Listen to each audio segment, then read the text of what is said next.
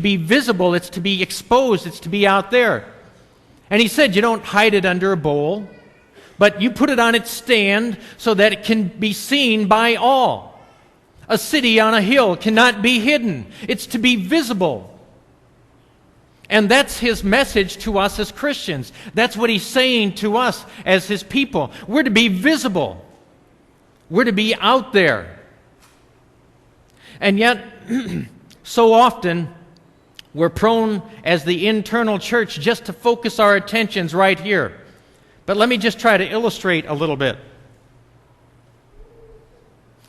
The church right now, as it exists right now, you as the light of the world, you're all here in this place, and your light is visible, your light is evident. Now, I'll take this flashlight and I'll turn it on.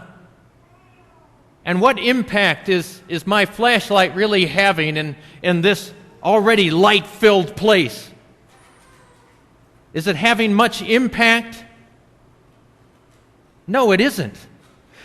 However, take this same light, and if I could find a dark corner, a dark room someplace where there were no windows, and I could take this light and go into that dark place and turn it on there would be a great impact this one light would have.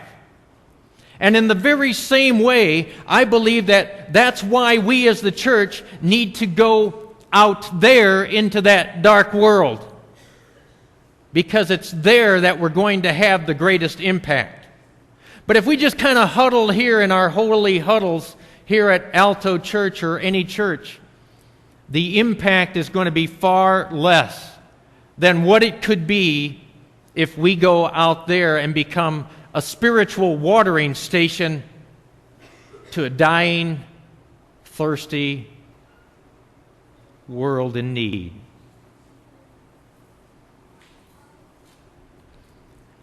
A little over a month ago, I was up in the Traverse City, Michigan area. And I met a man there by the name of Randy Burgess. And Randy's particular commentary in relationship to this verse 16, where he says, "In the same way, let your light shine before men, that they may see your good deeds and praise your Father in heaven." You see, the whole message there of Jesus is that we're to be visible. We're to be out there. And Randy's commentary on that verse was this, quote, "Do good deeds to have goodwill so that you can share good news." Do good deeds so that you can have goodwill, so that you can share good news. You see, that verse of Jesus, verse 16, "Let your light shine before men, that they may see your good deeds and praise your Father in heaven." You see, the whole idea behind being an external church and going out there and impacting our community by maybe being a volunteer in the hospital, or maybe being a tutor alongside of a child in a school situation, or maybe being involved in city government, or doing some activities in your place of business that are going to show that you're a Christian. The whole idea there is to bring back praise to yourself, right? Is that what that verse is saying? No, it's not about you like the songwriter says. But it's about Jesus. It's about Him. It's about making our Father known before the world, so that as He is known, it will bring praise to Him, is what Jesus says. That's why we're to be an external church. That's why we're to be going out there and using our abilities and our talents alongside of that community out there in that dark world that needs life-saving water. and Jesus is the living water.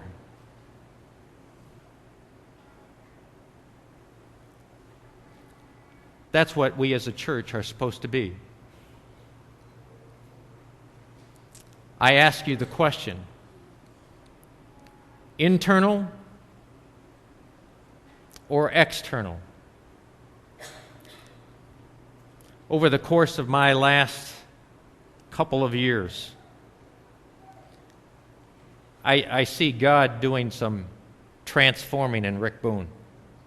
Not that it wasn't there before, but I think I was probably more internal.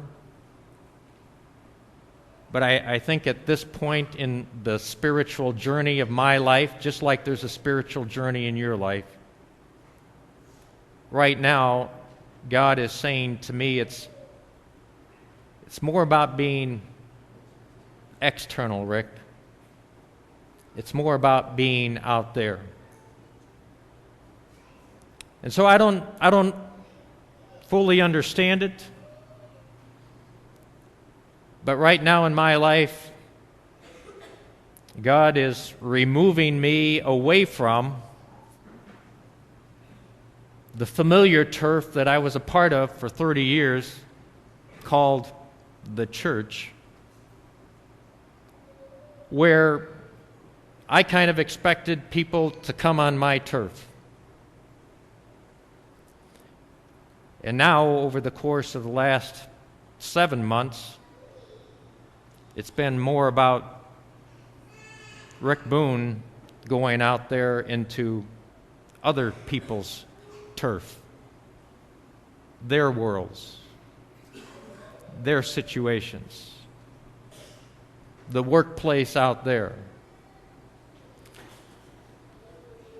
Although there are pieces of that are sometimes scary,